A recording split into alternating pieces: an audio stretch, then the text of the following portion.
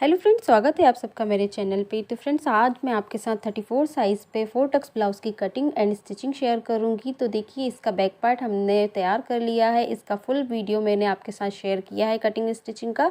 तो आप मेरे चैनल पे जाके इसकी डिज़ाइन का वीडियो देख सकते हैं और सीख भी सकते हैं। तो चलिए स्टार्ट करते हैं। ये हमारा मेन फैब्रिक है और ये लाइनिंग वाला फैब्रिक है।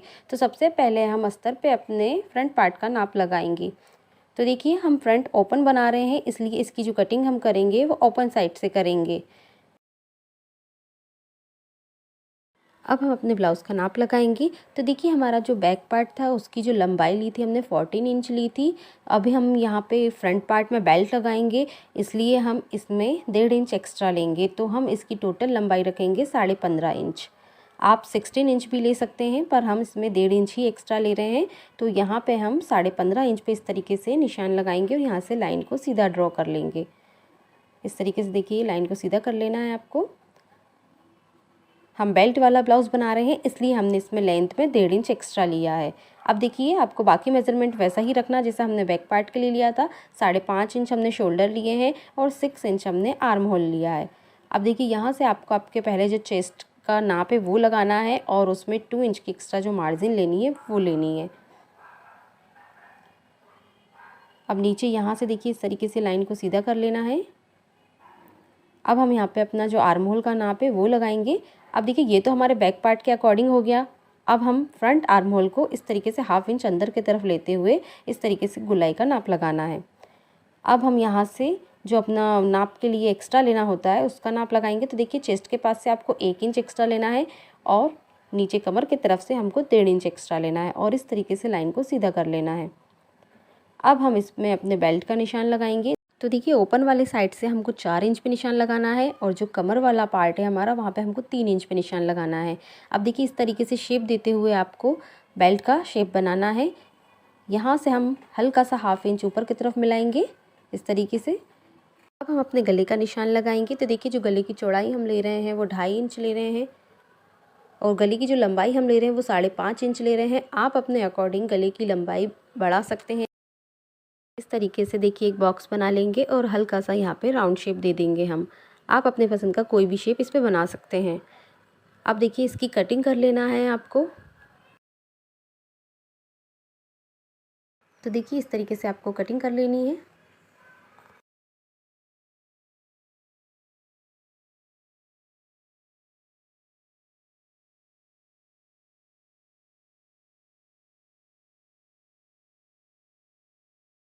तो देखिए, हमारे बेल्ट की और फ्रंट पार्ट की कटिंग हो गई है। अब हमें जो 4 टक्स लगाने हैं हम उसका मेज़रमेंट लगाएंगे। तो देखिए, हुक आई की जो पट्टी है उसको छोड़ते हुए आपको इस तरीके से टेप को रखना है और 4 इंच पे हमको निशान लगाना है। ऊपर की तरफ हम टक्स की लंबाई 2 इंच रखेंगे और 1/2 इंच से हल्का सा ज़्यादा लेते हुए इस तरीके से देखिए आपको टक्स का निशान लगा लेना है। अब देखिए, यहाँ से हुक आई की पट्टी की तरफ से आपको बीच का सेंटर लेना है। तो टेप को आपको इस तरीके से फोल्ड करना है और बीच के सेंटर पे निशान लगा लेना है। अब यहाँ कमर की तरफ से हम 2 इंच लेंगे और 2 इंच पे इस तरीके से एक निशान लगा लेंगे। अब देखिए, यहाँ से आपको 2.5 इंच पे एक निशान लगाना है इस तरीके से। अब यहाँ से आपको 2 इंच का गैप लेना है। यहाँ से भी हमको 2 इंच का गैप लेना है। चारों टक्स के बीच में जो गैप आएगा वो बिल्कुल बराबर आना चाहिए। तो देखिए, इस तरीके से आपको निशान बना लेना है टक्स का।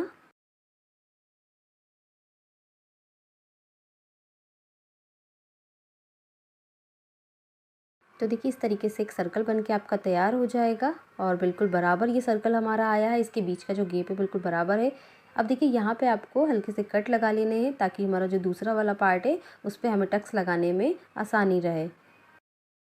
तो देखिए, हमने हमारे फ्रंट पार्ट की कटिंग कर ली है। अब हम अपनी स्लीव्स की कटिंग करेंगे। तो देखिए, स्लीव्स की कटिंग करने के लिए हमारे पास आर्म होल का नाप होना बहुत ज़रूरी है। तो यहाँ से हमने बैक पार्ट लिया है, बैक पार्ट पे फिटिंग का नाप लगा लिया है और ऊपर की तरफ 1/2 इंच हमने सिलाई के लिए छोड़ा है। अब आपको टेप को इस तरीके से रखना है और इस गोलाई को नाप लेना है। तो देखिए, ये जो गोलाई आई है हमारी, ये 7 इंच आई है। तो इसमें हम 1/2 इंच एक्स्ट्रा लेंगे और अपनी स्लीव्स का नाप लगाएंगे।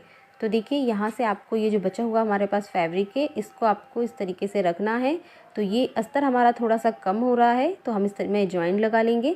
तो देखिए, इस तरीके से आपको अपनी जो स्लीव्स की लंबाई है उसका नाप लगाना है।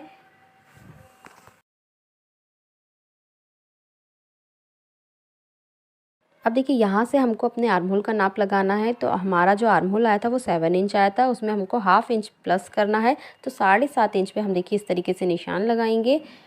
अब देखिए 3 इंच पर ऊपर की तरफ हमको इसको डाउन करना है। अगर आपकी स्लीव्स की लंबाई कम है तो आप ऊपर की तरफ 2.5 इंच पर ही डाउन कीजिए। अब देखिए इस तरीके से हमको हमारी स्लीव्स की गोलाई का शेप बनाना है, इस तरीके से। अब देखिए यहाँ से हम अपनी आस्तीन की गोलाई का नाप लगाएंगे। तो हमारी जो आस्तीन की गोलाई है वो 6 इंच है और 2 इंच की एक्स्ट्रा मार्जिन हमने ली है। अब यहाँ से भी देखिए इस तरीके से शेप आपको मिला लेना है। अब हम इसकी कटिंग कर लेंगे।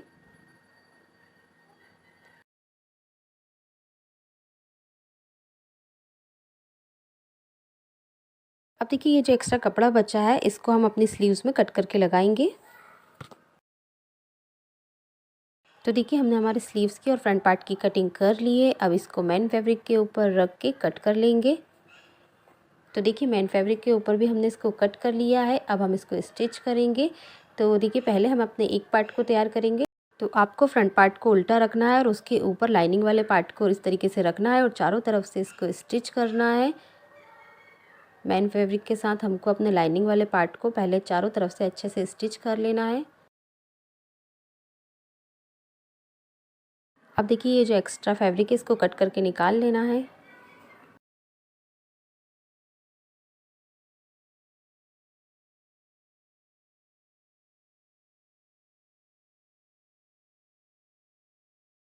अब देखिए इसी तरीके से हमको दूसरा वाला जो पार्ट है उसको भी स्टिच कर लेना है।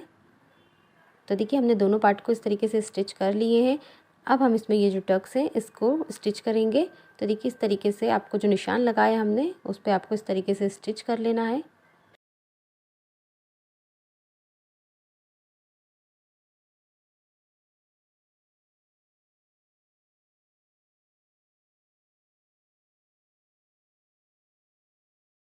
तो देखिए इस तरीके से आपके जो टक्स हैं वो डल के तैयार हो जाएंगे।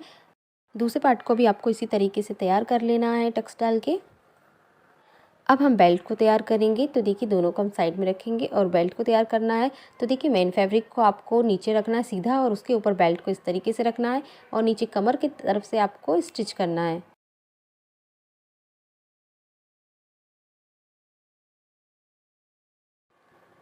अब देखिए अस्तर को पलट के इसके ऊपर से एक सिलाई और लगा लेनी है।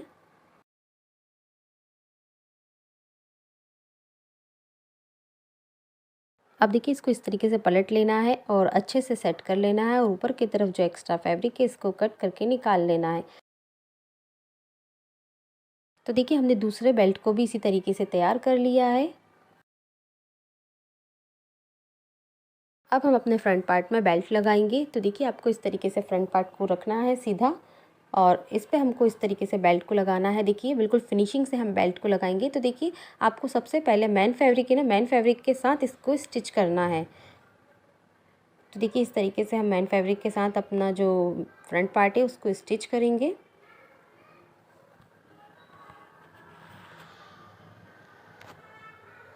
बिल्कुल फिनिशिंग से आपको इसको स्टिच करना है। अब देखिए हमारा ये जो फ्रंट पार्ट है उसको आपको इस तरीके से फोल्ड करना है। इस तरीके से हम फोल्ड करेंगे और ये जो हमारा फैब्रिक है इसके ऊपर लाइनिंग वाले फैब्रिक को इस तरीके से रखना है। देखिए मैं आपको फिर से दिखाती हूँ, इस तरीके से फोल्ड करना है आपको। और अभी देखिए जिस पे हमने स्टिचिंग किया था उसी पे आपको इस तरीके से लाइनिंग वाले पार्ट को रख के एक स्टिच और करना है। इस तरीके से बेल्ट को स्टिच करेंगे तो आपका जो बेल्ट है उसमें बहुत ही अच्छी फिनिशिंग आएगी।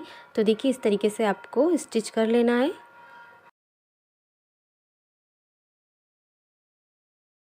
अब देखिए इस तरीके से हम इसको फोल्ड करेंगे और अपने मेन फैब्रिक को बाहर की तरफ निकाल लेंगे।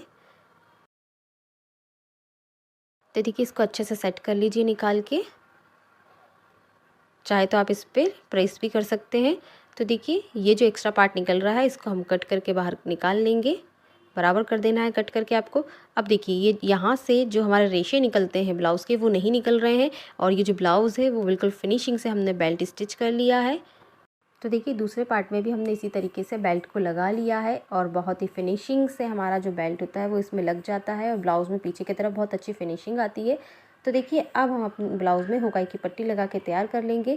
तो आपको 2 इंच की इस तरीके से एक फैब्रिक की पट्टी लेनी है। लाइनिंग वाले पार्ट की पट्टी हम ले रहे हैं और हाफ इंच अंदर की तरफ इस तरीके से नीचे की तरफ से फोल्ड करना है और पट्टी को पलट के ऊपर से एक सिलाई और लगा लेना है इस तरीके से।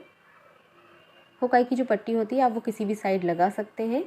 अब देखिए हमारी पट्टी की जो चौड़ाई है हमें थोड़ी सी ज़्यादा लग रही है, तो इसको हम कट करके निकाल लेंगे। अब यहाँ से इस तरीके से इसको अंदर की तरफ डबल फोल्ड करना है इस तरीके से, और यहाँ पे ऊपर की तरफ से हम एक सिलाई लगा लेंगे।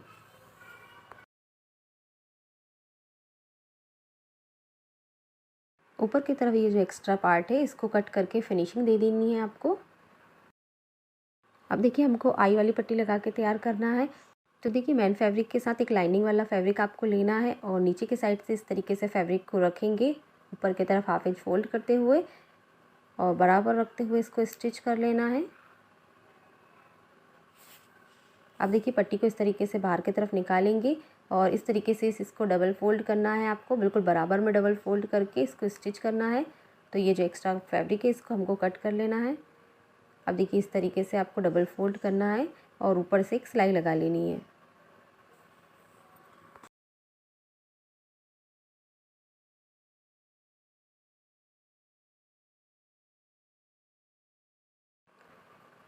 अब देखिए एक एक्स्ट्रा सिलाई और लगा लीजिए साइड से। तो देखिए हमने हुक आई की जो पट्टी है वो बना के तैयार कर ली है। तो देखिए हमने हुक और आई की दोनों की पट्टी लगा के तैयार कर ली है। अब देखिए फ्रेंड्स हमारा जो पीछे का गला है वो बन के बिल्कुल तैयार है, तो हम अब अपने आगे वाले गले को बना के तैयार कर लेंगे। तो देखिए पाइपिंग लगाने के लिए हमने इस तरीके से और एक पट्टी ली है। अब देखिए पट्टी को गले के ऊपर इस तरीके से बराबर रखना है आपको और पट्टी को हल्का सा हम खींचेंगे, ब्लाउज़ को आपको बिल्कुल भी नहीं खींचना है। अब देखिए यहाँ पे छोटे छोटे से कट लगा लेना है आपको गले पे। अब देखिए आपको पूरे ही गले पे इस तरीके से पाइपिंग बनाना है। फैब्रिक को अंदर की तरफ डबल फोल्ड करना है और इस तरीके से इसमें स्टिच करना है। फ्रेंड्स अगर आप थ्रेड पाइपिंग बनाना सीखना चाहते हैं तो इसका वीडियो भी आपको मेरे चैनल पे मिल जाएगी, और इनविजिबल पाइपिंग भी किस तरीके से लगती है अपने ब्लाउज़ में इसका वीडियो भी मैंने आपके साथ शेयर किया है, तो आप मेरे चैनल पे उसको जाके देख सकते हैं। मैंने बहुत ही ईजी तरीके से आप पाइपिंग बनाना और लगाना सिखाया है। तो देखिए हमने गले पे इस तरीके से पाइपिंग बना ली है और दूसरे पार्ट पे भी हमने इस तरीके से गले पे पाइपिंग लगा ली है। अब हम शोल्डर को स्टिच करेंगे। तो देखिए बैक पार्ट को आपको इस तरीके से रखना है और इसके ऊपर हम अपने फ्रंट पार्ट को बिल्कुल बराबर रखेंगे और शोल्डर को स्टिच करेंगे। दूसरे शोल्डर को भी देखिए इसी तरीके से स्टिच कर लेना है। अब देखिए दोनों शोल्डर को आपको नाप लेना है और जो भी शोल्डर एक्स्ट्रा में निकल रहा हो उसको बिल्कुल कट करके बराबर कर लेना है। तो देखिए हमारा ये जो फ्रंट पार्ट है इसमें शोल्डर आगे की तरफ से हल्का सा निकल रहा है, तो इसको हम कट करके बराबर कर लेंगे। अब हम अपनी स्लीव्स बना के तैयार करेंगे। तो देखिए हमारा जो मेन फैब्रिक है इसमें भी हल्का सा कम पड़ रहा था फैब्रिक, तो हमने जॉइंट लगा लिया है, और अस्तर पे भी हमको थोड़ा सा कम पड़ रहा था तो उस पर भी हमने जॉइंट लगा लिया है। अब देखिए मेन फैब्रिक को आपको सीधा रखना है और उसके ऊपर लाइनिंग वाले फैब्रिक को रख के इस तरीके से स्टिच कर लेना है। अब देखिए इस तरीके से अस्तर को पलटेंगे और ऊपर से एक सिलाई लगा लेंगे।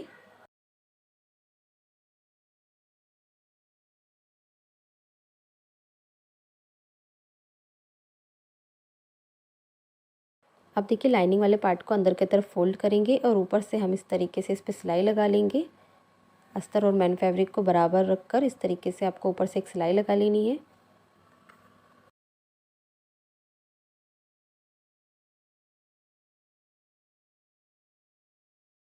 बाहर की तरफ जो एक्स्ट्रा फैब्रिक है इसको कट कर लेना है। इसी तरीके से हम अपनी दूसरी आस्तीन को भी तैयार कर लेंगे। अब हम अपने आस्तीन पे लेस लगाएंगे। तो देखिए जो लेस हमने अपने ब्लाउज़ में यूज़ की थी वही लेस हम अपनी आस्तीन में भी यूज़ कर रहे हैं। तो देखिए स्लीव्स के ऊपर लेस को बिल्कुल बराबर रखना है और इस तरीके से ऊपर से सिलाई लगा लेनी है। देखिए अब 1 इंच के गैप से हमको एक लेस और लगा लेनी है।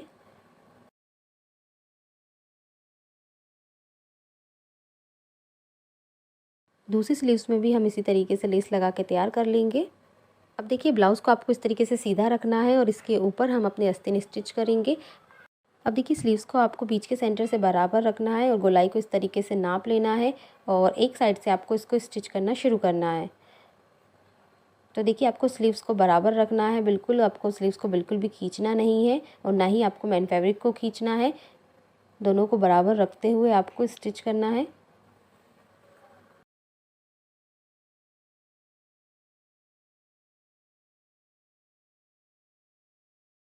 तो देखिए हमारी स्लीव्स लग के तैयार हो गई। इसी तरीके से हम अपने दूसरी स्लीव्स को भी तैयार कर लेंगे। तो देखिए हमने दोनों आस्तीन लगा के तैयार कर लिए। अब ब्लाउज़ को इस तरीके से आपको बीच के सेंटर से बराबर रखना है सीधा करके, और साइड से हम देखिए इसमें इनविजिबल सिलाई जो होती है वो लगा के तैयार कर लेंगे। तो देखिए इस तरीके से दोनों पार्ट को आपको बिल्कुल बराबर रखना है और ऊपर से एक सिलाई लगा लेनी है। इस तरीके से जब आप अपने ब्लाउज़ में ऊपर की तरफ से सिलाई लगाते हैं ना, तो अंदर की तरफ आपके ब्लाउज़ में बहुत अच्छी फिनिशिंग आती है और जो बाहर की तरफ रेशे निकलते हैं वो नहीं निकलते हैं। तो इस तरीके से आप अपने ब्लाउज़ में फिटिंग देखिए। दूसरे पार्ट को भी हम बीच के सेंटर से बराबर रखेंगे इस तरीके से, और बिल्कुल कॉर्नर से आपको सिलाई लगा लेनी है। अब देखिए हमको हमारे ब्लाउज़ में फिटिंग लगानी है, तो हम ब्लाउज़ को उल्टा करेंगे। तो देखिए हमने इस तरीके से उल्टा कर लिया है, और ये जो बीच का सेंटर है इस तरीके से आपको उसके ऊपर चौक लगा लेना है। अब देखिए बीच के सेंटर से आपको टेप को रखना है और फिटिंग का नाप लगा लेना है। आप अपने ब्लाउज़ को बीच के सेंटर से बराबर रख के उसके बाद जब फिटिंग का नाप लगाते हैं तो आपका जो ब्लाउज़ है वो बिल्कुल परफेक्ट फिटिंग में बनता है। तो आप इस तरीके से ही फिटिंग लगाइए, तो आपके ब्लाउज़ में कभी भी कोई भी पार्ट छोटा बड़ा नहीं होगा और फिटिंग भी बहुत अच्छी आएगी। तो देखिए बीच के सेंटर से हमने दोनों तरफ फिटिंग का नाप लगा लिया है। अब हम अपने आस्तीन की जो गोलाई है उसमें भी इस तरीके से नाप लगा लेंगे। अब देखिए ये दोनों पार्ट को बराबर करके आपको फिटिंग लगा लेनी है।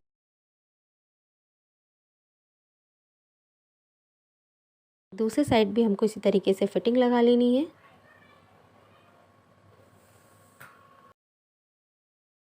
अब हम हमारे ब्लाउज़ को सीधा कर लेंगे।